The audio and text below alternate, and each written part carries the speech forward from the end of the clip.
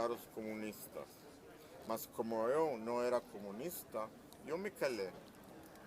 Depois vieram buscar os judeus.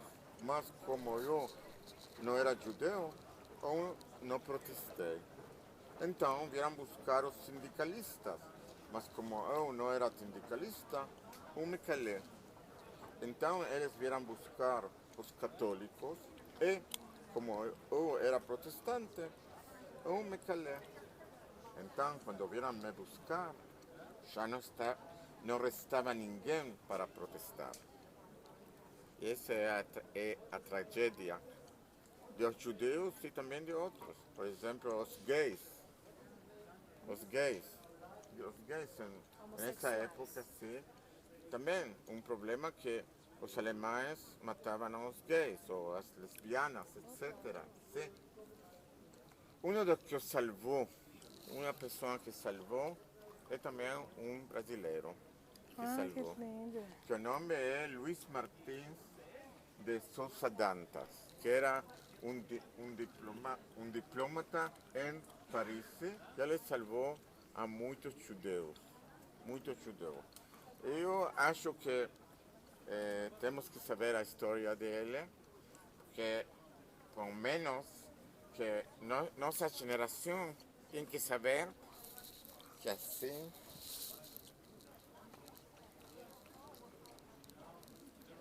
sempre assim se comporta uma pessoa que para ele cada ser humano é criado por Deus.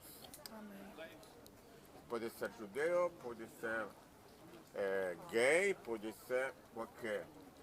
E Luiz Martins de Souza ajudou a muitos judeus e não judeus a salvar-se dos nazistas. Quem está disposto a ler? Você.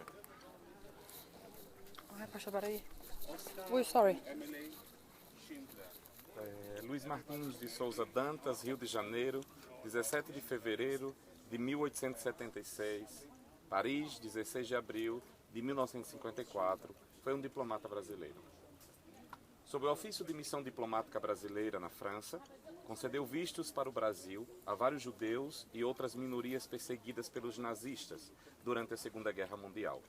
Contrariando a política do governo Vargas, em 10 de dezembro de 2003, foi proclamado Justo entre as Nações, título atribuído a pessoas que arriscaram suas vidas para ajudar os judeus perseguidos pelo regime nazista e fascista. No Museu do Holocausto, em Israel, o resgate de sua história deve-se ao professor Fábio Koifman e em seu livro Quixote nas Trevas. Após concluir os estudos de Direito aos 21 anos, ingressou no Ministério das Relações Exteriores, já no período republicano. Galgou todos os postos da carreira diplomática e serviu em diversas capitais do mundo. Em 1916, durante a Primeira Guerra Mundial, de 1914 a 1918, foi nomeado ministro interino das Relações Exteriores e durante alguns meses respondeu pelo Itamaraty. Chegou ao posto de embaixador em 1919, quando passou a chefiar a representação brasileira em Roma. Em fins de 1922, Souza Dantas foi nomeado embaixador do Brasil na França, cargo em que permaneceria até 1944. Entre 1924 e 1926, durante alguns períodos, foi também o representante do governo brasileiro na Liga das Nações, órgão que reunia representantes de vários países com o intuito de zelar pela paz mundial, baseada na negociação e no entendimento cordial entre as nações. Em 1931, já era o decano do corpo diplomático em Paris, ou seja, o embaixador há mais tempo em atividade na capital francesa. Resgate. Em 1940, com a iminência da invasão alemã no norte da França, o governo francês se retirou para o sul, instalando um governo colaboracionista na cidade de Vinci. Naturalmente, o corpo diplomático estrangeiro o acompanhou. Registros desta época mostram que Souza Dantas já vinha intercedendo em favor de refugiados do nazismo desde a sua saída de Paris. É possível comprovar o envolvimento pessoal e direto do embaixador, que começou a emitir os primeiros vistos diplomáticos irregulares, entre aspas, de próprio punho. A maioria desses documentos foi concedida por Vichy e beneficiava não apenas judeus, mas tanto homossexuais, comunistas e qualquer pessoa ameaçada pelo nazismo. No entanto, de acordo com a legislação vigente da época, era raro um embaixador conceder pessoalmente um visto, e isso só costumava ser feito em casos excepcionais. Para um indesejável, entre aspas, receber um visto, mesmo o que se encaixava nas poucas exceções pré-estabelecidas, era necessário apresentar uma série de documentos, como atestados negativos de antecedentes criminais, de não ser de conduta nociva à ordem pública, de saúde e prova de profissão lícita, entre outros.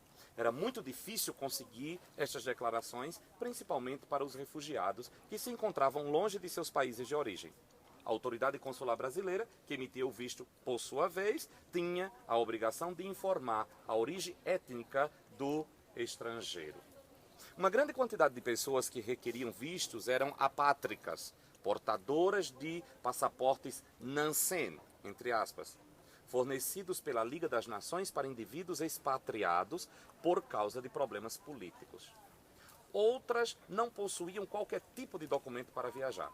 Algumas provinham de países que se encontravam tecnicamente extintos naquele momento devido aos conflitos ou cujos governos não os reconheciam mais como cidadãos. A exigência de uma série de documentos e certidões dos imigrantes tinha, na realidade, a função de impedir a entrada de refugiados no Brasil. No dia em que Sousa Dantas deixou Paris rumo a Vinci, já no caminho, ao passar por cidades como Perpignan e Bordeaux, começou a assinar passaportes e documentos de viagens de estrangeiros, a maioria refugiados. Não eram pessoas especiais ou importantes, mas gente comum. Ele não seguiu nenhuma regra do governo brasileiro, não exigiu taxas, transferências bancárias, declarações ou atestados e tampouco perguntou ou informou a alguém a origem étnica dos pretendentes. Cerca de 500 vistos diplomáticos foram emitidos entre meados de junho de 1940 a 12 de dezembro do mesmo ano, data em que Sousa Dantas foi proibido formalmente de conceder qualquer tipo de visto.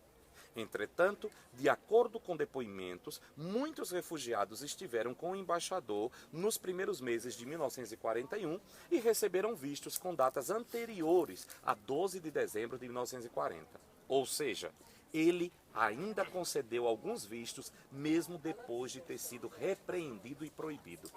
Por causa da presença de soldados brasileiros na guerra, das notícias da resistência de Sousa Dantas à invasão à Embaixada de Vichy e de seu longo internamento na Alemanha, os jornais brasileiros passaram a tratá-los como herói.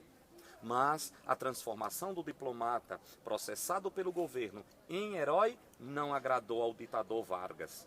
Rapidamente, as notícias de homenagem a Sousa Dantas sumiram da mídia. Então, controlada rigidamente pelo Estado. Enquanto durou o Estado Novo, Getúlio tratou de manter o diplomata fora da evidência no Brasil.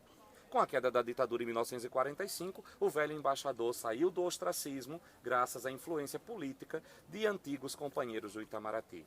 Já aposentado, Sousa Dantas foi convidado pelo Ministério das Relações Exteriores para chefiar a delegação brasileira na primeira Assembleia Geral das Nações Unidas em Londres, em 10 de janeiro e 14 de fevereiro de 1946.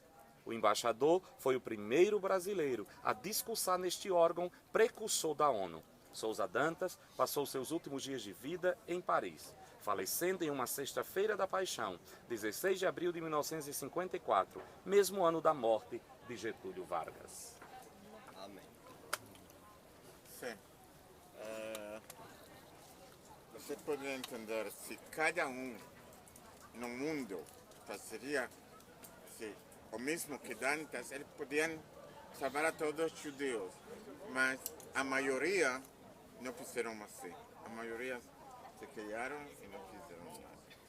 Agora, se você quer ouvir, não sei, uma experiência própria da minha família. Sim. O pai da minha esposa era em Ucrânia, era a ovelha negra da família, porque a família era religiosa, ultra-ortodoxa. Com isso assim, esses chapéus grandes, assim, 4 irmãos, sim. E ele não gostava de estudar. Não gostava de estudar Talmud, Bíblia, etc.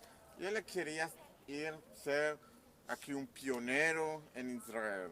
E eles não eram sionistas. Elas não queriam, a família não queria chegar para Israel. E ela decidiu se ele quer chegar para Israel. E os pais, ao final, decidiram que mandar a ovelha negra para Israel. Ele tinha avós aqui em Israel. E eles ficaram em Ucrânia. Eles foram matados no campo de extermínio em Treblinka, um dos maiores campos de extermínio na Polônia. Sim. Os pais, sim. Os irmãos, o irmão maior já tinha filhos, sim. E os filhos também do irmão maior, sim, de meu sogro. Também ele foi matado. E como muitos judeus aqui em Israel, meu filho sempre é o mesmo, sempre é o mesmo.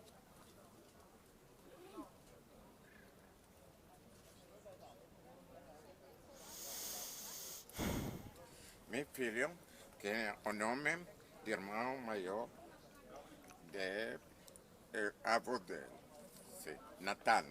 Esse é o nome, Natan. E eu sempre falo que, ao final, o que venceu não foi os nazistas, foi o povo judeu. Porque o nome Natan sigue el que é.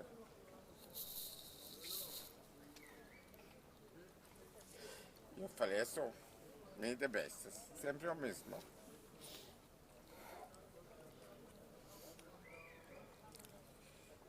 E meu filho, Natan, desde criança, ele sabia essa história. E ele dedica sua vida muito para escrever sobre a família que ele não conhecia.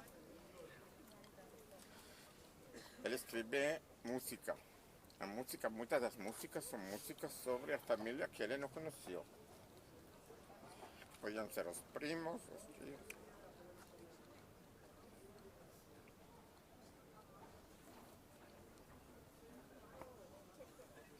Sempre no dia da Shoah, Shoah é o Holocausto. No dia do Shoah, sempre dão por televisão, sim, dão filmes, o que também o que escreveu. Sim.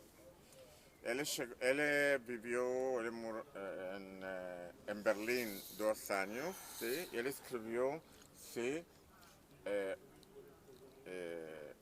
o Seder em casa de meus avós.